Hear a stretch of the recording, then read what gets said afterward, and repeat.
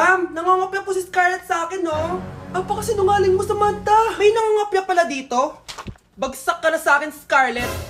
Apakasama talaga ng ugali mo, Samantha. Nay! O anak, anyari sa'yo? Binagsak ako ng teacher ko. Naniwala kasi siya kay Samantha na nangopya daw ako. Totoo ba yun, Scarlett? Hindi, Nay. Siya talaga yung nangopya sa akin. Walang iya yan ah. Humanda siya sa akin. Tara, anak. A few moments later. Ma'am, bakit niyo po kami pinatawag dito? Eh kasi ang anak mo, sinungaling. Siya naman talaga yung nangopya kay Scarlett eh. Hindi po totoo yan. Para malaman natin kung sino nagsasabi ng totoo sa inyong dalawa, mag-quiz na lang kayo ulit.